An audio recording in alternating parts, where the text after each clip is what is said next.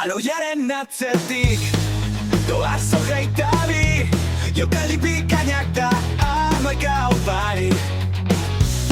Futbolaren munduan kontu zarugari, ez gara jalda ezagun bertain jokalari. Zoropila, ostiko talokaz pilaz.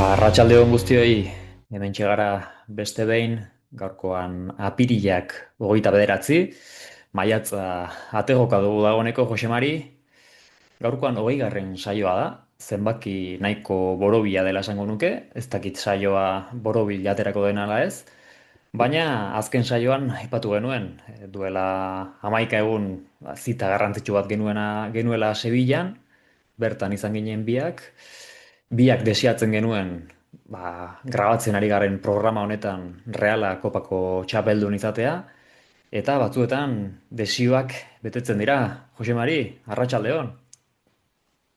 Arratsaldeon, Josu, bai, egia esan egunik eragarri izan zen, aurreko astean azkenean ezin izan genuen saioa grabatu, logistika arazoak zirela eta beti esaten duzu, oraingoz ez gera honetaz bizi, beraz saioak ere pixka bat, batzuetan, batoz eta badijoaz, baina egia esan bai, egun paregabe bizi izan genuen, elkar ikusteko aukera ere eduki genuen partida baino bizpahiru ordu lehenago, Bai.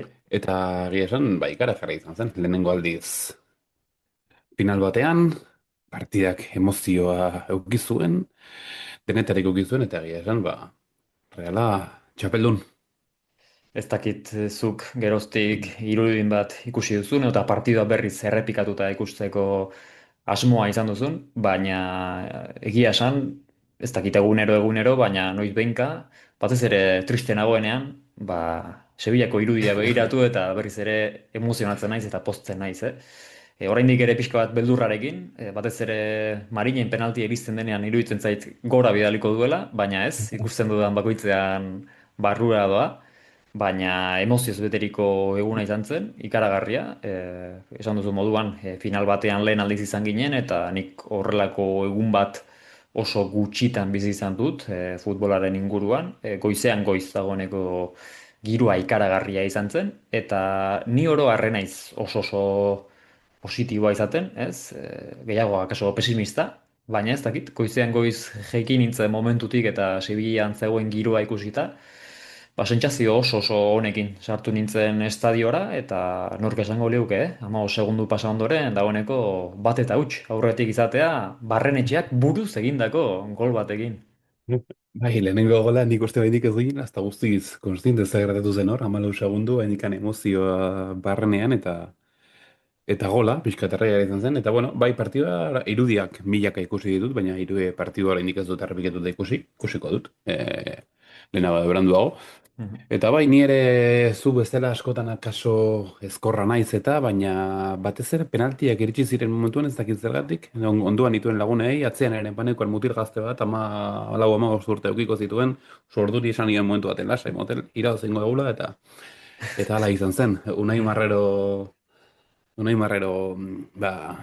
heroi ez jantzi zen, eta egia esan, garaipena, eta egia esan sekulako partidua, eta egia esan partidua, eta gero ja, berehala ohera joan nintzen, hain egungo horra, eta gero, erabat ustuta nengoen, baina egia esan pena meretzi izan zuen, pasa genuen minutu bakoitzak.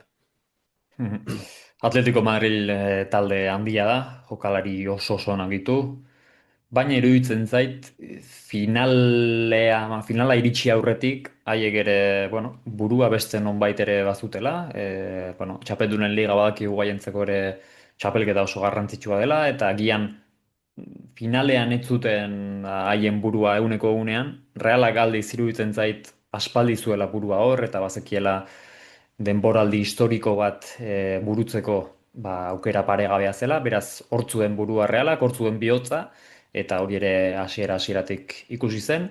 Nik lehen zatia ikusi dut berriz ere errepikatuta, eta oso lehen zati serioa egiten duela iruditzen zait Rino Mm. Mataratzoren taldeak, eta zelaian, bueno, urdunitasunarekin eta bar egia da beste modu batera bizitzen duzula, baina benetan kopa arriskuan ikusi nuen momentu bakarra berdinketarekin iritsi zen, egia da berdinketa sartu ostean Atletico Madrilek gora egin zuela eta bi hiru aukera oso garbi izan zituela, hor hor zegoen partiduan nire ustez, hor zegoen kopa, baina behin hori pasata, luzapenean oro har ez dira gauza handiak gertatzen, egia da Horri Mhm. Oskarsonek izan zuela aukera garbi bat, eta ondoren hurrengo jokaldian Julian Alvarezek ere are hartzetik egindako jaurtik eta bikain batean zutoina aurkitu zuela, horri izan zuen ere gol Atletico Madrilek, baina ondoren gauza gutxi gertatu ziren luzapenean eta penaltietan aipatu zuen moduan.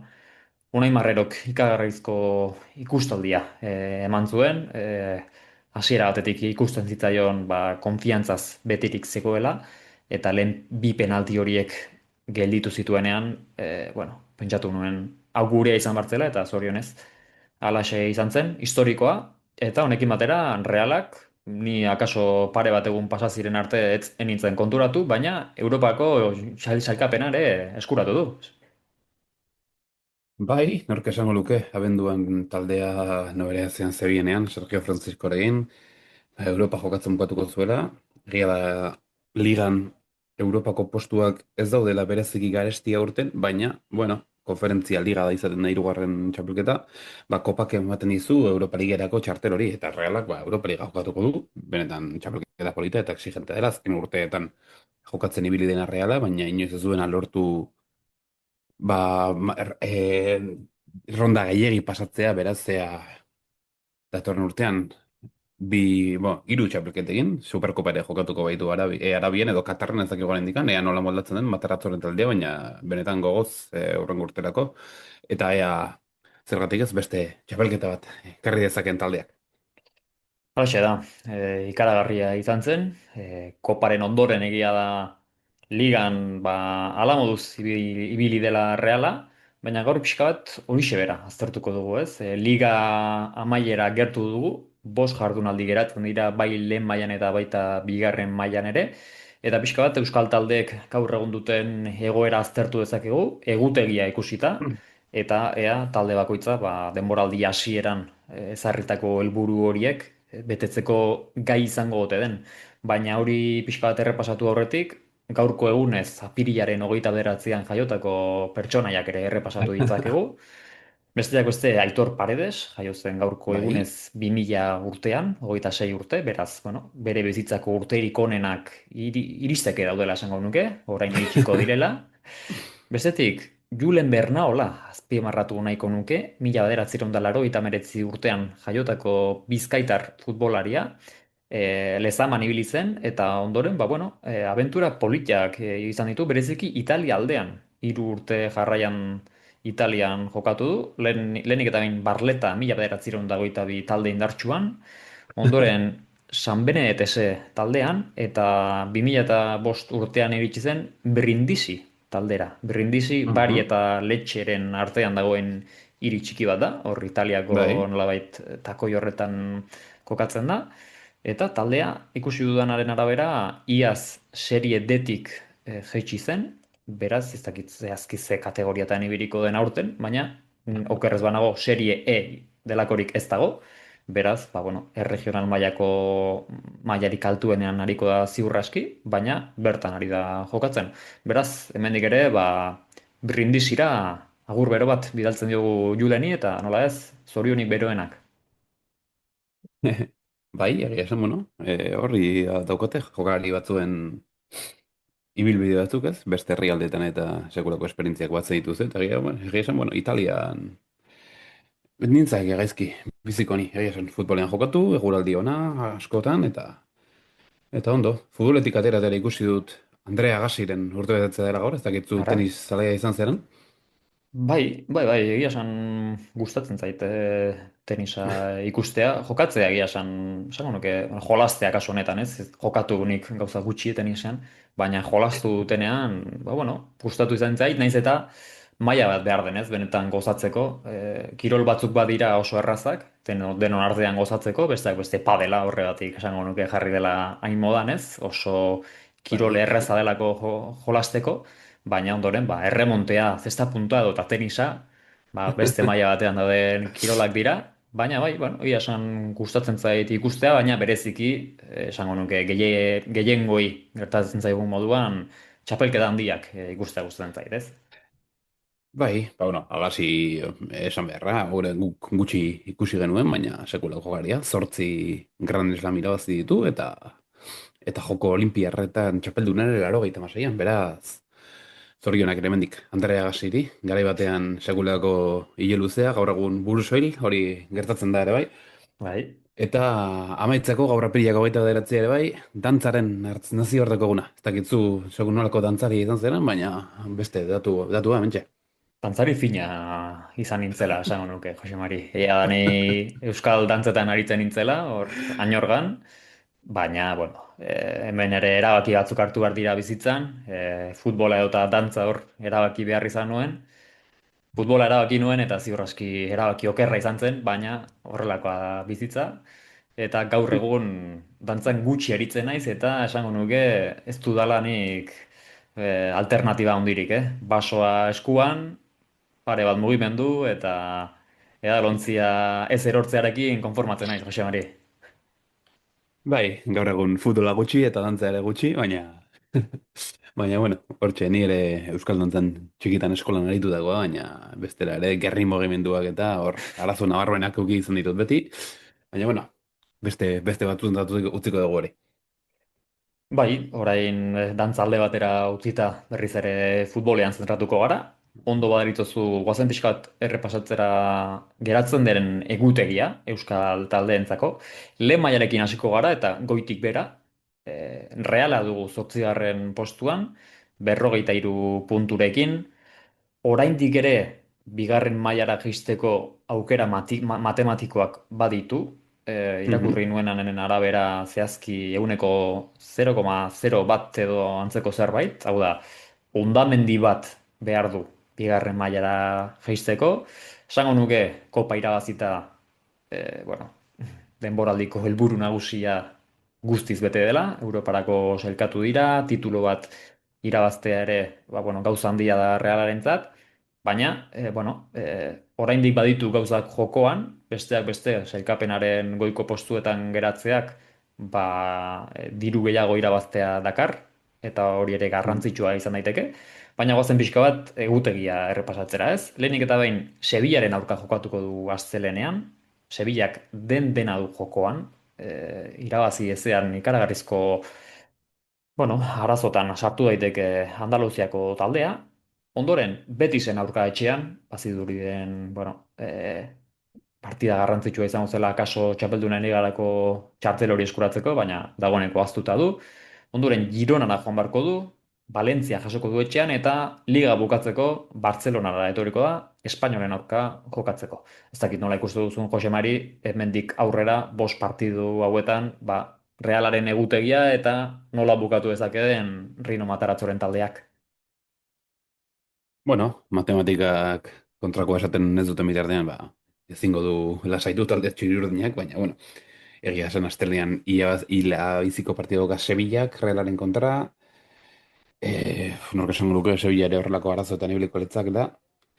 Gero egia da, bueno, badakigu Europako txapelketetan egiten denen arabera, 5. talde bat joan daitekela txapeldunen ligara, eta gauza Alemaniako liga eta Espainiako ligaren artean dago, eta horrebeliko da Reala horri ibilizitekeen, baina naiz eta pixkat bat puntuak eta jetxi egin du azken asteetan, beraz oso zaila dauka 5. postu hori 7 puntura bai dauka, baina egia da datorren astean Betise kontra jokatu behar dela noetan, Betis dela orentxe 5. Eta bueno, nik pentsatzen dut, Hori, Realaren partiduak dira alik eta goren gelditzeko direla, hortan saiatu behar da taldea, baina esango nuke Euskal taldetatik, pixka bat, ez gatz gutxien dituen partidua direla, eta emozio aldetikan, ba, akaso emozio gutxien eduki ditzaketenak direla. Baina, bueno, jokatu behar du Valentziaren kontra, Euskal oraindik arazoetan sartu daitekela, Espainolen kontra jokatuko du azken jardunaldian, Mhm. Espainol ere, ba, bigarren buelta osoa irabazi gabe dabil, eta oraindik Bai. ere gerturatzen ari da bekaldera, eta ikusi beharko da.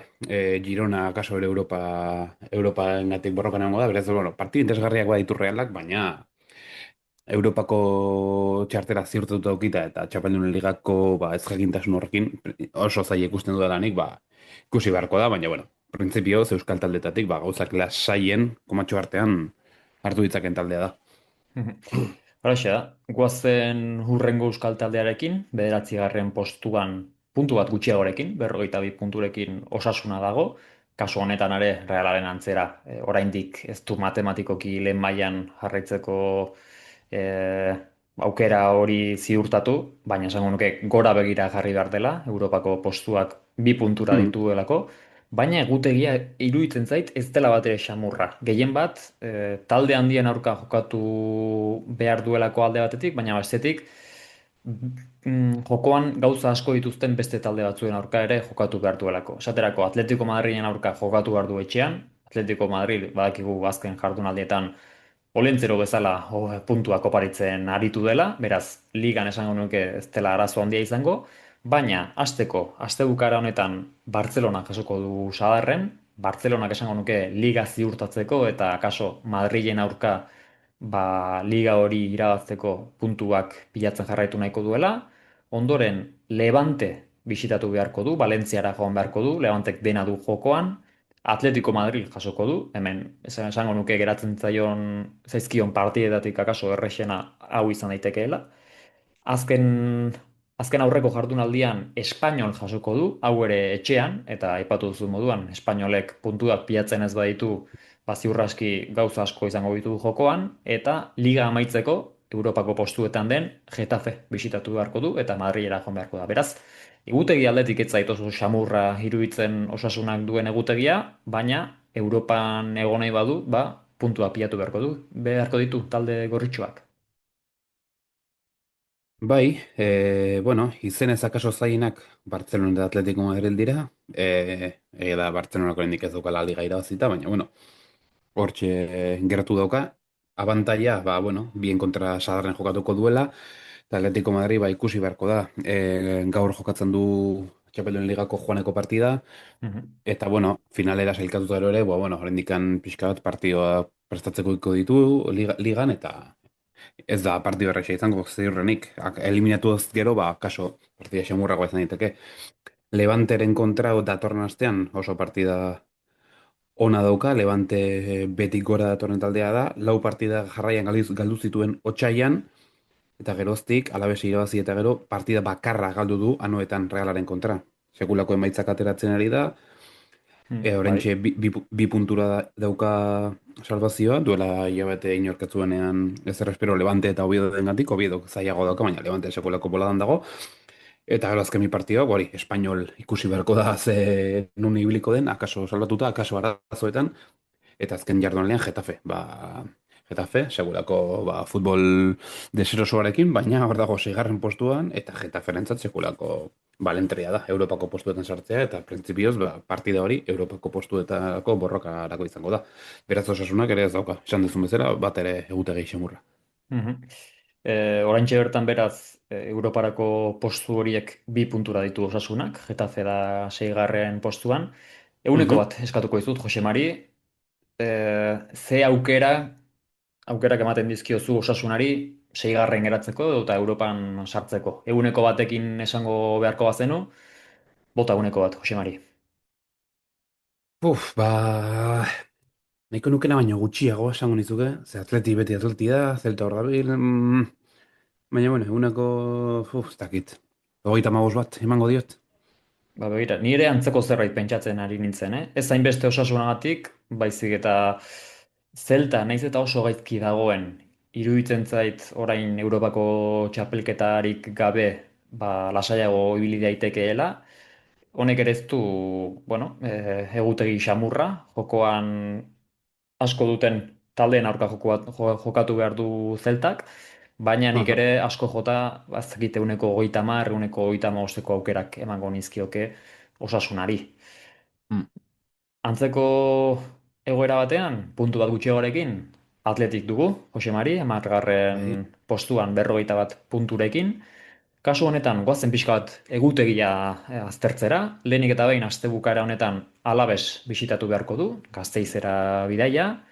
Datorren jardunaldian Valentzia jasoko du San Mamesen, Bartzelonara bidaia Espainolen aurka jokatzeko, Celta jasoko du San Mamesen, beraz hemen, bueno, partida oso garrantzitsua izan daiteke eta hemen gauza asko egon daitezke jokoan eta liga amaitzeko Bernabeu bisitatu beharko du. Egia da Bernabeu bisitatzea inoiz ez dela gauza erraza, baina esango nuke, ba Mm. bueno, behin Bernabeura joan behar baduzu, ba egoera oso apropesean bisitatuko duela Real Madrid, kasu honetan Atletikek, beraz Bai. egutegi aldetik pixka bat denetarik, jokoan gauza asko dituzten taldeak ditu, baina bestetik, ba, bueno, Real Madrid bezalako azken partida, eta iruditzen zait, hau ere oso garrantzitsua, ba, Zeltaren aurka etxean jokatu beharko duen partidu hori. Beraz, Atletikek bai puntu gehiago pilatu beharko ditu, Getafe eta Zelta 3 puntura dituelako, eta Osasuna puntu batera, baina nik hemen dagoeneko ehuneko bat aipatu beharko banu,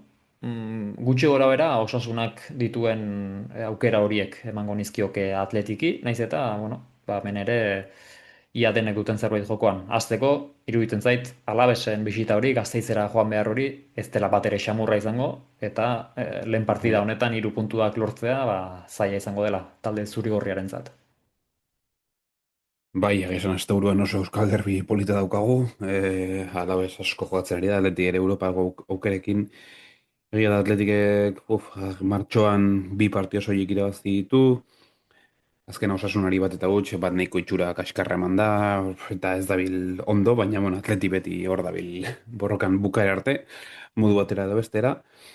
Eta bueno, Zeltaren kontrako azken aurreneko partidu ikusi beharko da sailkapena nola dagoen, baina bueno, hiru aukera lehenago hiru aukera on ditu, puntuak pietzeko, bai Alabes, bai Valentzia etxean eta Espainol kanpoan. Partida zaiak, baina atera ditzazkeenak eta ikusi beharko da. Eta esan duzun bezala azken jardunaldia. Bernabeun, zerbait jokoen aukien ezkero, ba, Atleti denenek egon beharko da, egia da Madrid, ba, hain urte eskasia eta gero, ba, azken denboraldia ondo bukatu nahiko du, bere zalegoen aurrean, akaso jokari batzuen agurra, entrenatzailearen ziurrenik ere bai, beraz Madrilen mailako talde batek ezin du eskufrenoa bota, baina, bueno, Atletikek Bernabeu bisitatzeko aukeran, ba, horrelako momentu batean, hobeto, beste batean baino, baina ikusi beharko da. Eta bai, Europako aukerak Osasunaren antzekoak, eta ikusi beharko da, ze noraino iritsi daiteken Valverderen taldea, Valverderen azken partidoetan. Ziur, Valverderen azken partida horretan Bernabeun txistuak ez direla faltako, Txamartin aldean giroa ez delako bat ere aproposa. Azken orduetan, edo atzo bertan zurrumurru bat atera zen, Mario Cortejanak eta The Athleticek baieztatu zuten Real Madrilen hautagaien artean aulkirako hautagai nagusia Jose Mourinho dela, ehun eta Bai, bost urte dituen Jose Mourinho. Eta esango nuke, ba, bueno, horrek ere nahiko argi erakusten duela zein den gaur egun Real Madridek duen egoera, guztiz galduta daude, iparrorratza aspaldi galdu zuten, norabiderik gabe dabiltza, baina, bueno, jokalari oso nahi dituzte eta hori ere, naiz eta ez duen ezer jokoan izango, ba, orea jokoan izango du eta aipatu duzu moduan, azken partida hori etxean irabazi nahiko du, beraz, ea, nola duan partida hori. bai. Eta bai, aurrera goitz egingo dugu, ofiziala denean, baina badirudi denak guztiek desaten dute Atletikeko entrenatzaile berria, Edin Terzic, Alemaniarra izango dela, 43 Mhm. urtekoa, Bai. eta Borussia Dortmundeko entrenatzaile izan zen, Liga irabazteko zorien egon zen, baita Txabaldunen Liga ere, baina irabazi zuen bakarra, Kopa izan zen, beraz, ikusi beharko da, Edin Terzicen ofiziala egiten bada, ba, aurrera goitz egingo dugu. Bai, mugimendu interesgarria da, konfirmatuz gero, baina, bueno, hori ere esan duzu moduan, aurrerago aztertuko dugu. Eta Euskal Taldeekin amaitzeko, lehen mailan, hemen bai, hilala biziko egorean dagoen taldea, talde Arabarra, Alabes 36 punturekin da, hamaseigarren postuan, Eskerrak azken asteburuan 2-1 gainditu zuen Mallorca, Toni Martinezen 2 golei esker. Mm, Egoera ez da xamurra, baina 3 puntu horiei esker, beko postuak atzean utzi ditu, 2 postura, bueno, 2 puntura ditu barkatu berako jaitsiera postu horiek, Sevilla dago 34 punturekin, eta egutegi aztertuz gero, hemen bai, iruditzen zait, Alavesek duen abantaila bat dela, esaterako etxean 3 partida jokatuko dituela. Hasteko Atletiken aurka larun bat honetan, ondoren Elx bisitatuko du, hemen ikusteke mhm, dago baita ere, Elxek esaterako astebukara honetan irabaziz gero, esango nuke ia ziurtatuka izango duela lehen mailan mantentzea, beraz, komeni zaio baita ere Alavesi Elxeren garaipena astebukara honetan.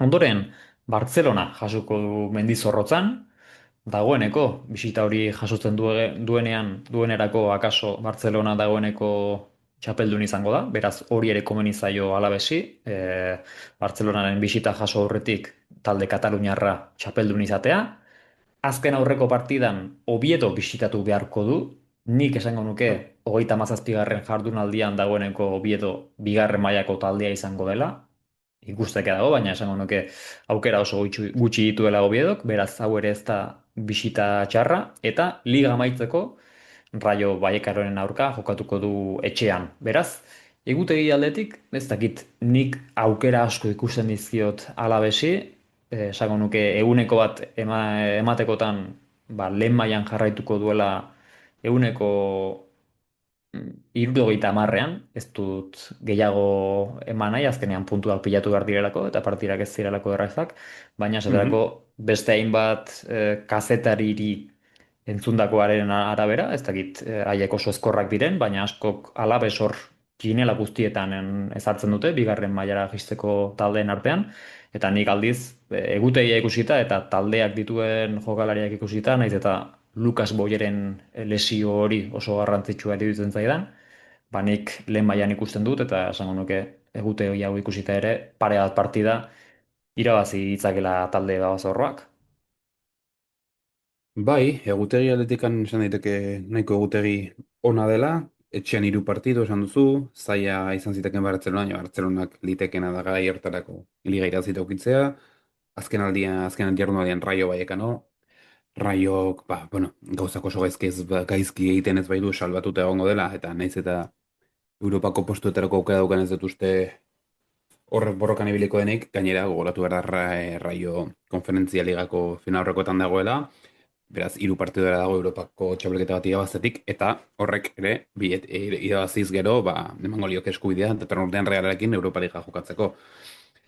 Beraz, bueno, egia da Alabes oso ondo zetorren, anuetan duela 3 jardunaldi berdindu eta gero 4 partido zeramatzan, Kike Sánchez Floresek partidare galdu gabe, baina oso modu garraroan beko talde iadanek irabazi egin zuten eta Alabes jetxira postuetan sartu zen, gero Real Madriden kontra galdu egin zuen, baina aurreko asteburuan sekulako garaipen garrantzitsua lortu zuen, beraz oraintxe 36 punturekin 2 puntu goidikan dago jetxiera, 2 puntu azpitikan, eta bueno, ikusi beharko da. Esan duzuna, Atleti, Elx, irabazi daitezken partiduak, Elxek egia esan behan zegoen, eta 3 partida jarraian irabazi ditu, beraz, bueno, gertu dauka ere salvazio hori, baina, bueno, oso partido lehiatuak espero dira, baina agutegi aldetik nik uste, gauzak ez dituela ingezki, talde gazteiztarrak, eta hanik ere salbatzeko aukera asko ematen dizkiot.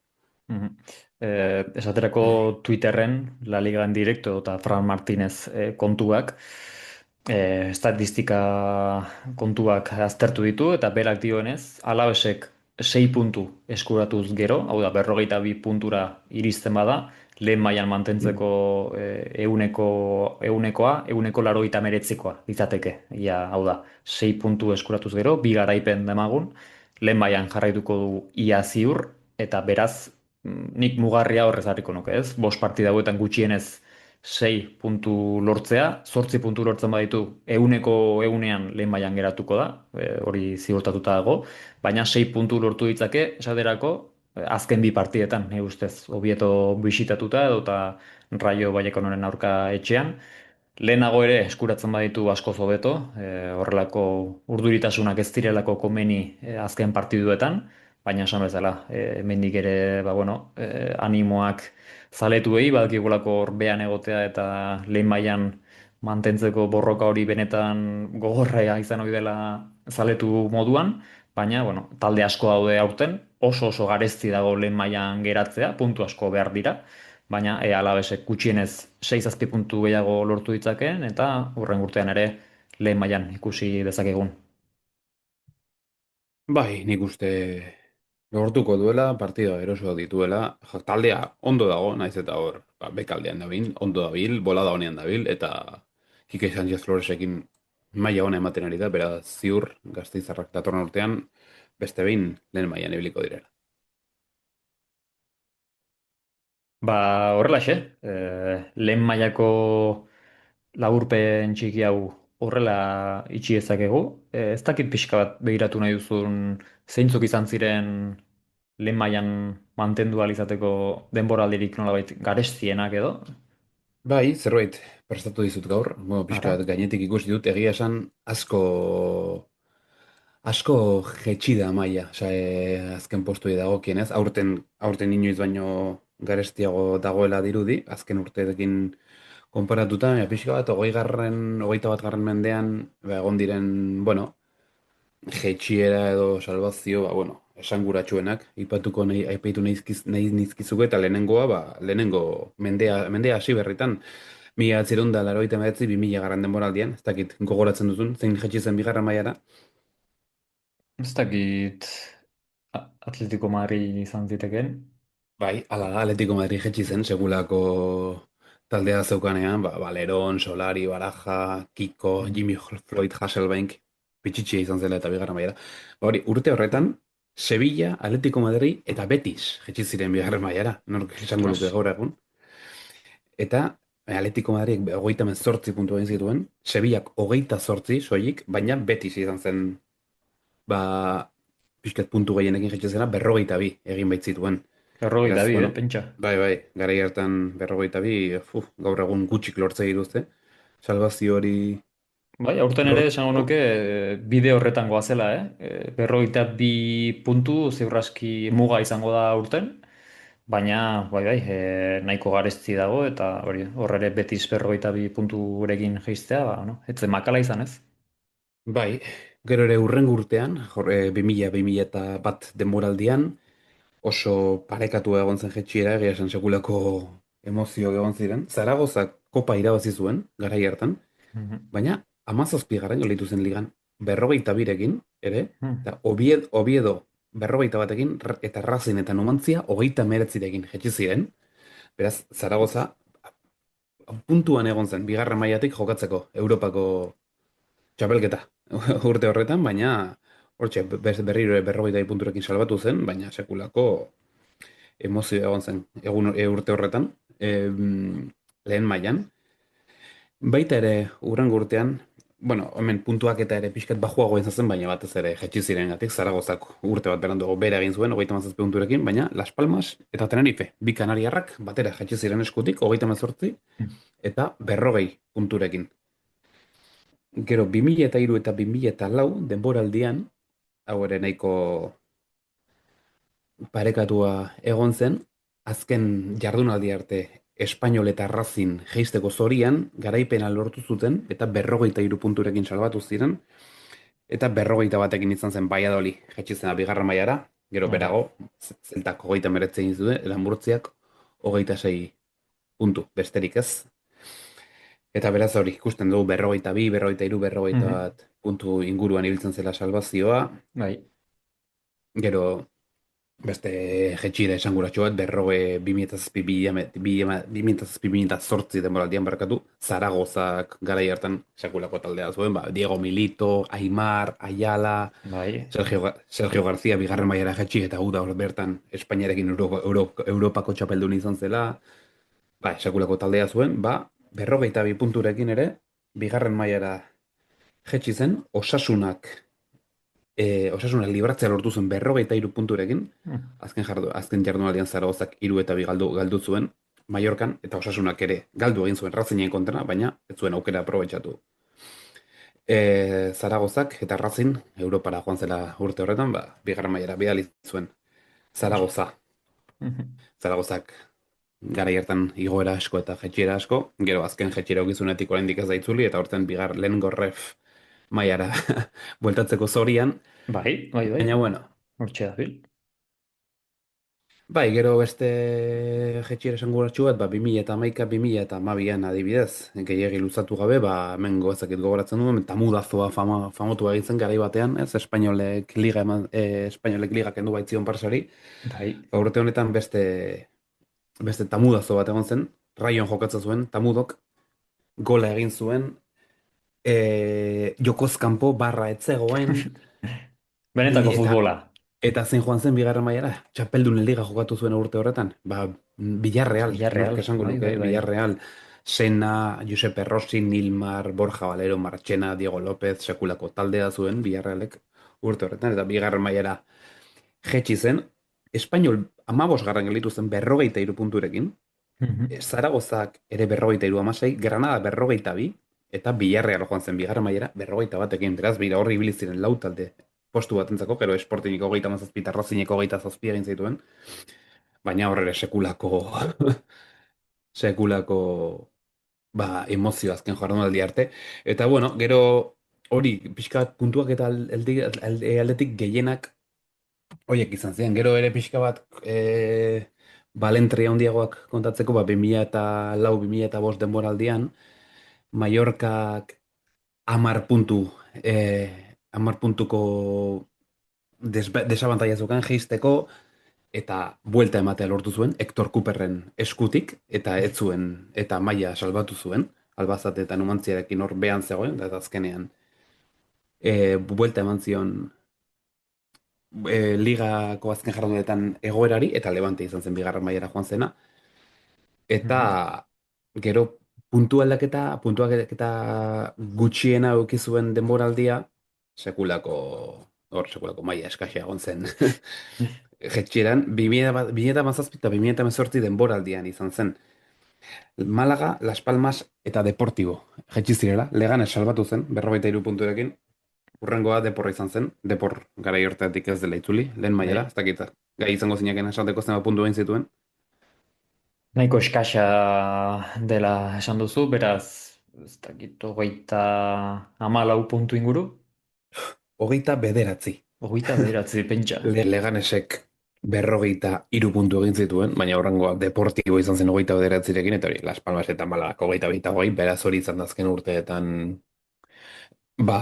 puntuak eta aldetikan maila gutxien eduki duen Liga Txapelketa, eta bueno, egia da mende hasieran edo, pentsat lehenengo hamarkadan gehiago behar zela, mailari eusteko, azken aldien gutxiago, baina egia esan aurten behintzat gauza parekatuago dago, oraindikan 5 jardunaldi falta dira, eta ikusi beharko da, ze gertatzen den, baina hori, oraindikan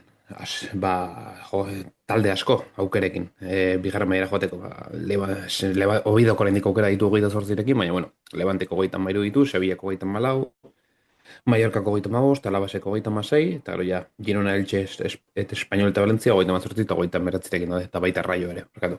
Beraz, bueno, parekatuta egongo da, partida politak ditu gaurretik, eta ikusi beharko da, urtean zein joango den bigarren mailako putzura. Bai, bai, bai, emozioa ez da faltako. Okerrez banago ez dakit aipatu duzu, baina 2010-2011 denboraldian Deporrek 43 puntu egin zituen eta bigarren mailara jaitsi zen. Okerrez banago, Hori ez dute aipatu, hori ez. gaur egun arte puntu gehien egin eta bigarren mailara jaitsi den taldea da, 43 punturekin Deportibo.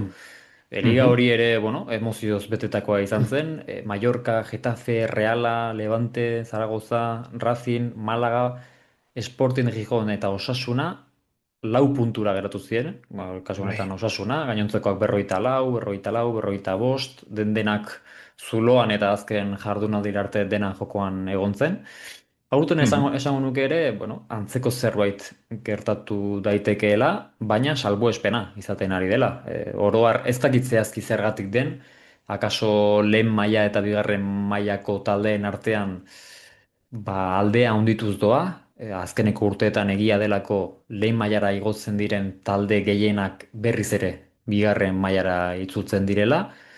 Mhm. Asko eta asko igo eta bueno, esfortzu edo eta inbertsio ekonomiko handi bat egiteko gai ez direnez, bigarren mailako taldea mantentzeko joera dute, eta bigarren mailan igotzeko aukera izan dezakezu, baina horrekin lehen mailan lehiatzea eta lehen mailan geratzea oso zaila izan ohi da, eta fitxaketak egin ezean zaila da mailan mantentzea. Beraz, ziur aski horregatik ere azken urteetan, bigarren mailatik igotzen ziren talde horiek bera jetxi dira berriz ere hurrengo urtean eta puntuazio nahiko baxuekin oro har. Baina aurten, bueno, Levante lehiatzen ari da, Oviedo hor pixka bat atzean geratu da, baina ez da hil ere gaizki, eta ia zen azken taldea, Elx zen, okerrez banago, Elxek ere, Bai. bueno, inbertsio nahiko polita egin du, eta horren ondorioz ere hortxe dabil borrokan, baina, bueno, ikusiko du azkenean zer gertatzen den, eta diozut moduan, bigarren mailara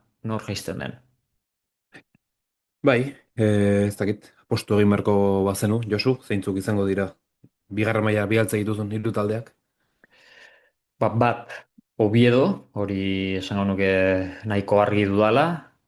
Bestetik, Levanterekin nik zalantza ditut, aipatu Mhm. moduan betik gora datorrelako, nahiko talde ausarta erabiltzen zait, konfiantzaz betea, beraz arriskutsua, baina egia da ondoren Gironatik gora dauden talde horiek, 38 puntutik gora dituzten taldeek, aukera gutxi dituztela nire ustez bigarren mailara jaisteko.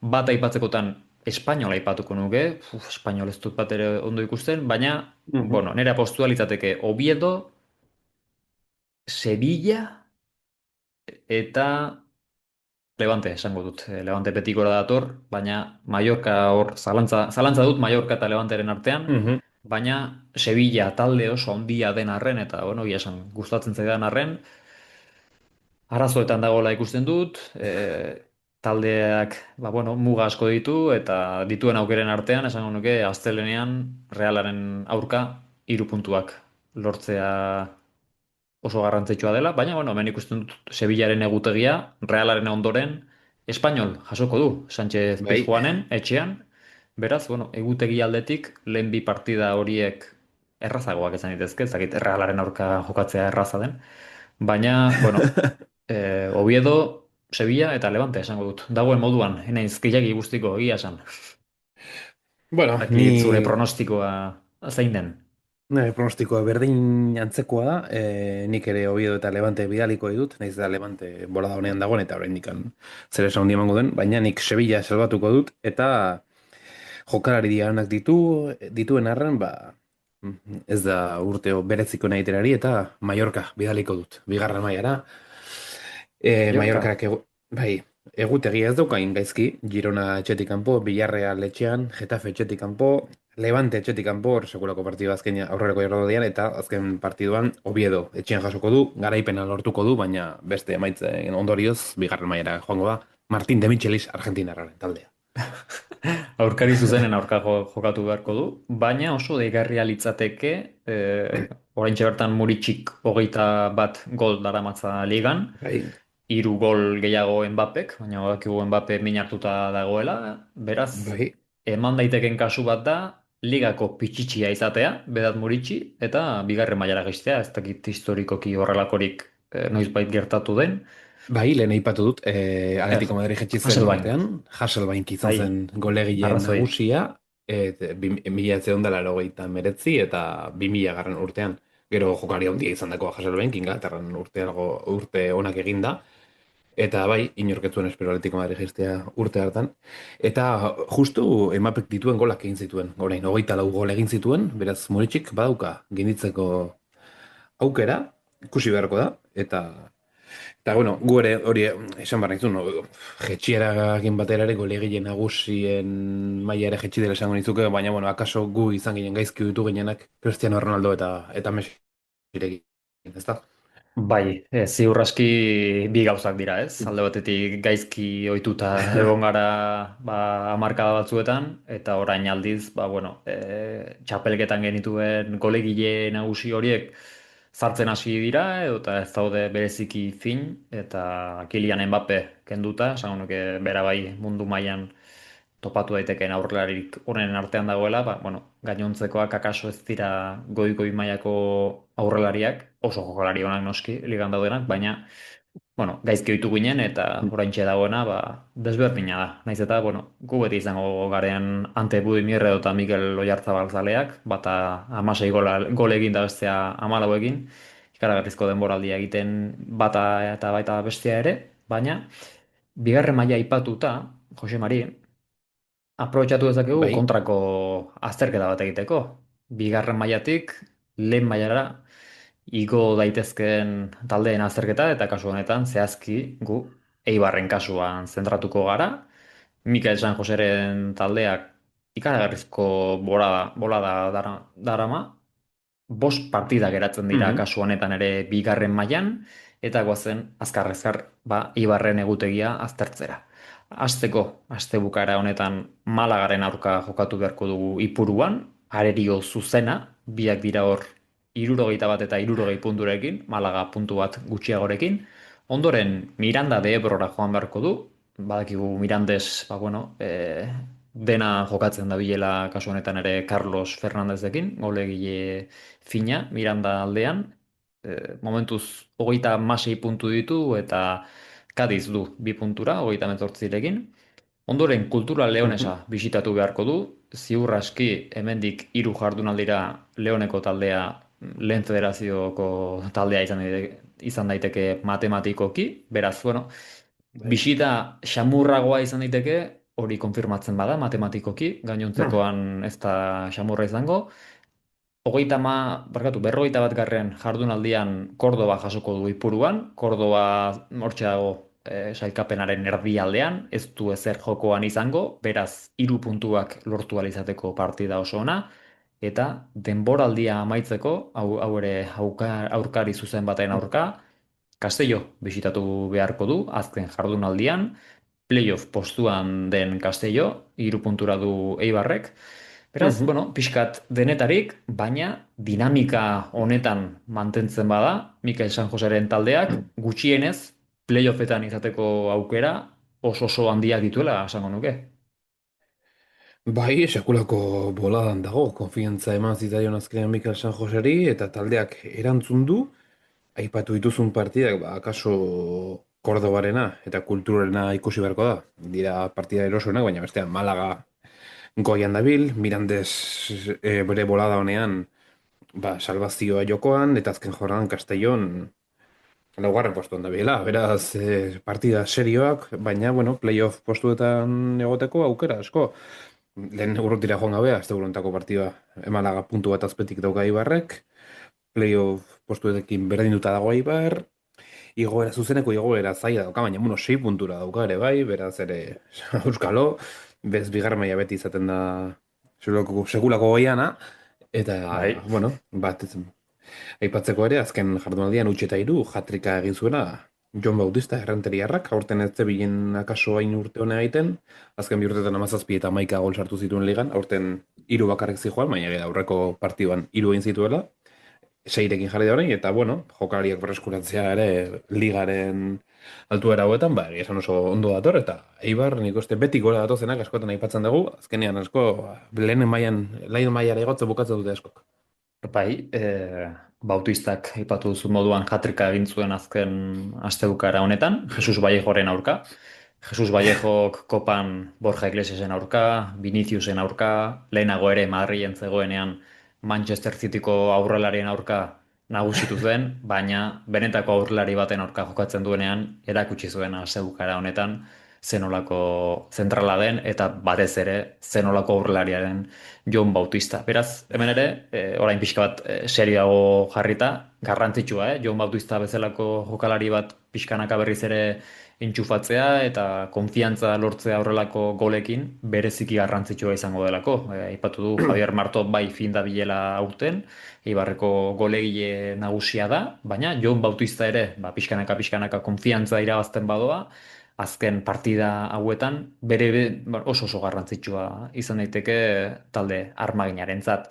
Eta bigarren mailarekin amaitzeko beste euskal taldea, honek ere den-dena jokoan, Sanse dugu, 17. postuan da, 51 punturekin, jetxiera postuak 5 puntura ditu, eta esan bezala 5 jardunaldi geratzen dira, baina aurkari zuzenen aurka jokatuko du gainera Sansek. Astebukara honetan Burgos jasoko du anoetan, Burgos playoffa jokatzen ari da, eta hemen ere mesedegarria izango litzateke Eibarrentzat Sanseren garaipena. Ondoren, partida oso garrantzitsua Huesca bisitatu beharko du, esan bezala Huesca da hor mugan dagoen azken taldea, 36 punturekin etxiera postuetan. Bestetik, Mirandes jaso beharko du etxean, hau ere aurkari zuzena, hauek ere 36 punturekin daudelako. Azken aurreko jardunaldian Albacete, beraz Jesus Vallejo bisitatu beharko dute, eta denboraldia amaitzeko Kultural Leonesa jasoko du anoetan, hemen ere, esan du moduan, ziurraski, azken jardunaldirako bai matematikoki Kultural Leonesa lehen federazioko taldea izango da, puntuak pilatzen ez baditu. Eta beraz, egutegi aldetik partida oso oso interesgarriak izango ditu Sansek, aurkari zuzenak eta azken partida hau ere, etxean jokatzen duena Kultura Leonesaren aurka ezinbestekoa izan daiteke, ilala bizikoa. Bai, hori baino lehenago aipatu nahiko nuke gaur, ez da Sanse bere horretan, baina Sanse Real AC eta Juvenin artean sortutako talde batek gutxo gara berak, Premier League International Cup jokatzen den txapelketa bat jokatzen ari da denboraldi setik Sanse, eta gaur final aurrekoak jokatuko ditu Borussia Dortmunden arrobiaren kontra, egia esan Premier League International Cup deitzen da, eta final aurrekoetan ez da Premier Leagueko talderik iritsi, baina atzo Real Madridek Zagrebeko Dinamo eliminatu zuen bat eta bi, eta Realak gaur irabaziz gero, Sanseko jokari askorekin finala jokatuko du Real Madriden kontra, egia esan, prestigio handiko txapelketa, Europako arrobi honenak jokatzen ari dira. Baina, eta ligadia aipatu duzunez, bai, egia esan kulturalen kontra edo Albazeteren kontra, kaso ja jokoan ez ukiko ez duten taldeak izango dira, baina gainontzeko partidoak Burgos asteburu honetan playoffeko borrokan oso sartuta dago, datorren astean Huesca, Sanseren atzean dagoen taldea dela, Cádiz dago hor erdian, baina Huesca eta gero jetxeratik kanpo dagoen bi taldeak, Cádiz eta Sanse dira. Cádiz, por cierto, ez genuela aipatu Garitano kaleratu eta gero Sergio itzuli zen, 7 partidu besterik ez zuen iraun, eta Inigo, Imanol Idiak ez barkatu, anaia, fitxatu dute, ea egoerari buelta ematen dioten, eta atzo lehenengo aldiz, atzo duela bi egun astelanean, bat eta bi galdu zuen Las Palmasen kontra lehenen partido, baina Cádiz Euskaldun entrenatzaile egin apostuan, ea salvazio lortzen duen. Gero, Mirandes jasoko duena noetan hori aipatu duzu, Mirandesek sekulako bolada ona da arama, aipatu beharra dago Carlos Hernández Realetik utzita egon horrelaria da biela hor, era 16 gol, daramatzala, nork esango luke, egia esan inorketzuen esperantza hondiri jokari honetan, euki dituen lesioak eta gero, eta Realen euki duen sorte txarrarekin. Baina, ikusi beharko da ea Sanse zertarako gai den, oso bolada txarrean dabil. Talde Donostiarra, egia da duela 3 jardunaldi utxena berdin duzuela, Zeutaren kontra eta nahiko itxura ona eman zuen, baina hori izan da martxoan eta martxoaren 22tik eta gaur egun arte lortu duen puntu bakarra. Beraz, azkeneko 7 partiduetan berdinketa bakarra, eta beste guztiak porrotak izan dira, beraz, Sansek lan handia dauka horretikan, oraindikan 5 puntuko abantaila dauka jetxierekiko, baina nahiko zail dauka, baina, nik pentsatzen dut, gehi izango direla. Bigarren mailan mantentzeko beste urte betez. Bai, nik taldea baduela esango nuke, baina egia da, zuk aipatutako Premier League International Cup, lehen taldearekin, lehen taldearen dinamikan dauden jokalariak, eta abar kontuan izan da, ba, faktore asko izan dituela Sansek kontran, hori horrela ezin izan duela astero jokalari berdinekin lan egin, eta honek ere nola ez, ba, kirol arloan baduela eragin bat, baina, bueno, ea, pare bat partida irabaziz gero ziur bigarren mailan geratuko dela, eta ikaragarrizko balentria dela esango nuke Realarentzat, ba, lehen mutilen taldeak kopa irabaztea, neskak txapeldunen ligarako txartela lortzea eskura dute, Sanse bigarren mailan mantentzea, Premier League International Cup honetan ere hain urruti iristea, beraz, bueno, egoera oso ona Realarentzat, klub moduan, eta Carlos Fernandezekin amaitzeko, mentxe behiratzen ari gaiz bere datuak, 32 partidutan esan duzu moduan 16 gol, baina degarria iruditzen zaidana da 10 txartel hori ikusi dituela, badakigu Bueno, nola lan egiten duen, hanka eta burua edonon sartzen dituela, eta horretaz gain, ba, ahoa Bai, itxita hau ere ba, mantentzea desente kostatzen zaiola, beraz, enaiz gehiagi harritzen, baina bai, 10 txartel hori jaso ditu dagoeneko, 2017-2018 urtetik, Sevilla ben jokatzen zuenetik, ez zituela hainbeste txartel jaso, denboraldi hartan 24 partidutan 11 txartel hori ikusi zituen, beraz, hortxe biltzen zen bera ere ahoa ezin nitxi, baina, bueno, pozten gara ez, lesio oso larriak izan ditu, Carlos Fernandezek, Realan ez bai. du bere tokia aurkitu, baina orain, Miranda de Ebron, bigarren mailan, ba, oso denboraldi interesgarria burutzen ari da aurrelari Sevillarra. Bai, egia da 22-23 denboraldean, Europa Ligan, lau partidotan, 3 txartel hori eta txartel gorri bat ikusi zituela, beraz, ere hor, haze, haze tipoa, baina bai, egia esan oso jokari ona zetorren, urte honak egin zituen Realak nik uste bere fitxaje eta ondo botata zegoela, baina ez dira, ez zen ondo atera. Baina ikusi beharko da gero udan mataratzuk ze asmo daukan berarekin, pentsatzen dut ez dela Realean galituko, baina ikusi beharko da, horre denboraldiak askotan ba askorako ematen dute eta ikusi beharko da, baina bai, hortxe ibiliko da Carlos Fernández, Realean bueltan uztailan, eta printzipioz, ba, bigarren mailan Mirandesekin borrokan salbazio lortzeko, baina ea Sansek lortzen duen bigarren mailan mantentzea. Ba, horrelaxe, itxiko dugu bigarren mailako tarte hau, oso azkar bukatzearren, esan dugu 5 partida bakarrik geratzen direla, baina noski, Eibar playoff postuetan sartuz gero, ba, beste 4 partida jokatzeko ere aukera izango du, eta kaso, ba, Eibar playoffeko final horietan jokatzen ari den une berdinean, gu Cabo Berde Hego Korea partida ikusten ariko gara munduko kopan, nor daki. Baina, bueno, bendik ere zorterik onena Ibarri, igoera zuzena lortzea ia ezinezko izango da, oso puntu gutxi geratzen direlako jokoan, baina playoff horietan sartzen bada, beti esaten dugun moduan, beti gora datorren talde bada, eta oso arriskutsua izango da talde armainaren aurka jokatzea. Orain, ondo baderitzozu, Jose Mari, antzeko zerbait egin dezakegu, baina Ipar Euskal Herriaren kasua aztertuko dugu, Nazional B maila, Baionako Abironek oso partida garrantzitsua du astebukara honetan, eta gainera 3 partida bakarrik geratzen dira liga amaitzeko. Lehenik eta behin larun bat honetan Bordeleko Girondins jasoko du Baionan, oso partida berezia, Jendoje estadioan jokatuko da, eta gure sare sozialetan ere ba, azkeneko egunetan publikatu ditugu zenbait gauza. Badakigu dagoeneko Bordeletik gutxienez 1500 zale etorriko direla, haientzat erreserbatutako sarrera guztiak agortu dituzte dagoeneko, eta esango nuke Baionako zaleentzat, edota, bueno, salmenta orokorrean dauden sarrera horietako asko ere Bordeleko zaleentzat izango direla, beraz ziur aski 1500 pertsona baino gehiago etorriko dira Bordeletik, baina dena dago jokoan, La Roche 58 punturekin lider bezala dago, Girondins 3 puntura, 55ekin, eta Abiron ikaragarrizko denboraldia egiten, 52 punturekin da, 3. postuan. Oraindik ere, Lig Truara igotzeko, ba, bueno, aukera matematikoak baditu talde lapurtarrak, baina iaia ezinezkoa da ez. Geratzen diren 3 partidak irabazi beharko lituzke, eta La Rochek asko jota, ba, azken 9 puntu hauetatik 3 lortu. Baina, esan bezala, denboraldi historiko bat egiten ari da, eta zergatik ez, larun bat honetan irabaziz gero, ba, bigarren postuan ere geratu daiteke, eta esango nuke, historian lehen aldiz, ba, Bordeleko Girondinsen gainetik geratzeko aukera duela. Beraz, interesadunarentzat oraindik ere sarrerak eskuragarri daude, baina Mhm.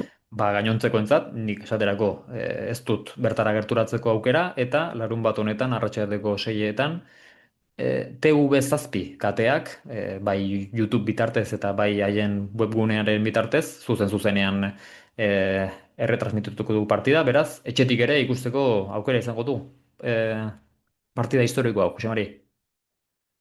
Bai, esan, pues, Baionen urtea sekulakoa da, oso bola da honean dator, egia da oso zaila dauka, ze bakarra igotzen da Mhm. hirugarren kategoriara, baina bueno, egia da La Roche liderrak Baionaren kontra galdu zuenetik, Bai? apirilaren 8 bi eta huts, ez duela partida irabazi, urrengo hiru partidak berdindu egin ditu, beraz Gironden sekori aprobetxatu egin du eta 3 puntura hurbildu da, beraz hortxe doa, Larroix 58rekin, Girondens 55 eta Baiona 52rekin.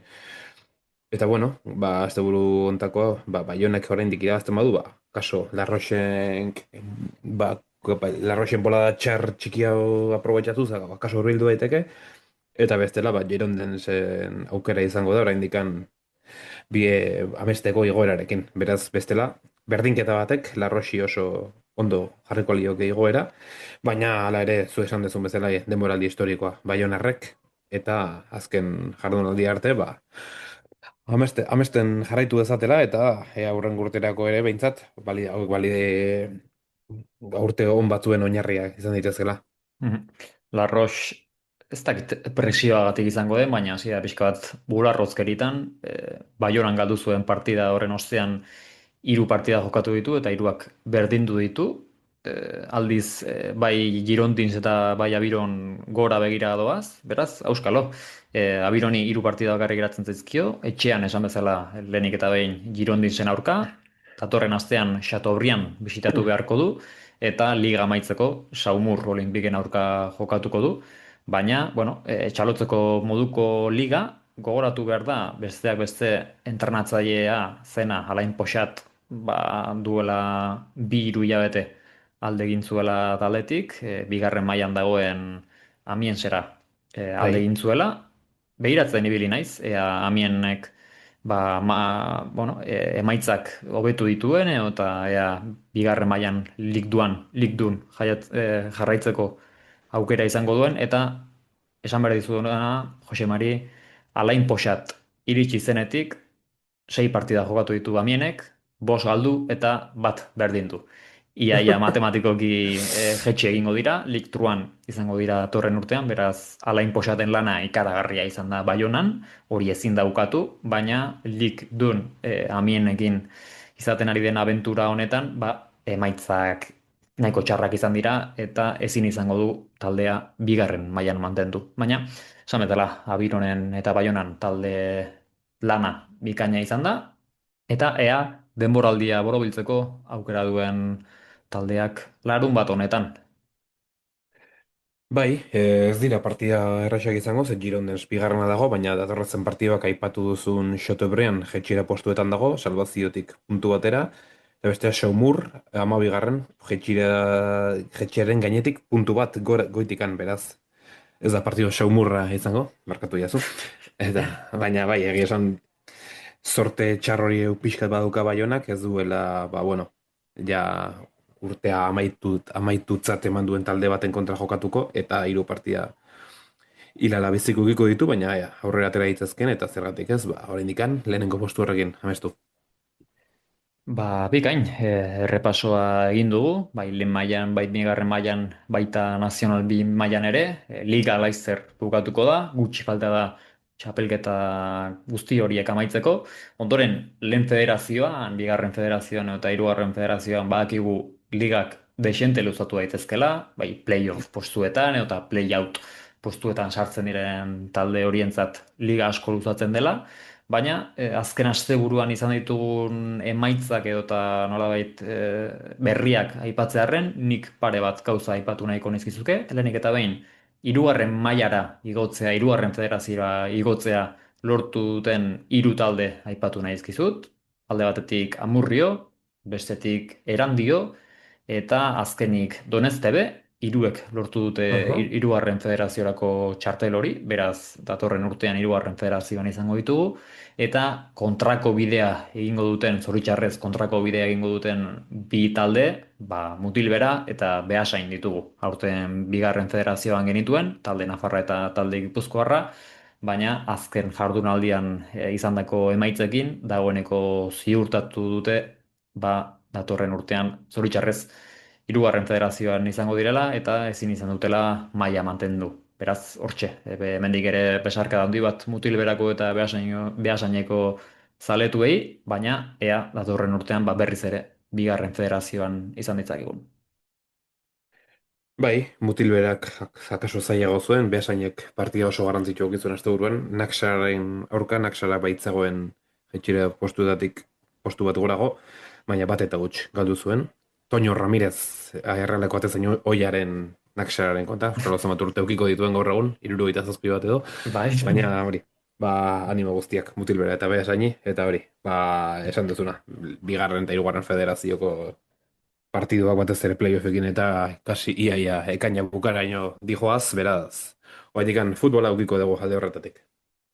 Hori da, gu ere hemen izango gara, hori aztertzeko, playoffak, playoutak, munduko txapelketa, eta nola ez, gaur aipatu ditu azken jardunaldi hauetan gertatzen den guztia ere aztertzeko hemen izango gara. Beraz, nire aldetik, egia esan Josemari faltan botatzen duen, horrelako saio bat, aurreko astean lan arrazoiengatik ezin izan genuen saioa grabatu, eta gure entzuleek gogorarazi digute ea hau astero ateratzen den, baina esan bezala saiatuko gara, astero egiten. Gaurkoa luzetxo joan da, baina esango nuke nahiko saio boroia izan dela, beraz, Josemari beti bezala eskerrik asko hemen nirekin batera egoteagatik, solasaldi hau izateagatik, eta plazer hutsa izan da. Bai, zure nagusiarekin hitz egin beharko dut, ematen dizun tarte gehiago, saioren bat grabatzeko, baina ez diur ulertuko duela, katalanez defendituko naiz, eta besterik gabe, bai, plazer bat, eta datorren astean, edo datorren saioan, oso berandu ez dela izango, itzuliko gara, albiste gehiago, informazio gehiago, kuriosidade gehiago, eta momentu on gehiagorekin. Horrelaxe, amaituko dugu 20. saioa, eta 21. saioan ere, hemen izango gara. Josemari, besarka handi bat, eta ondo izan. Bere Josu, agur.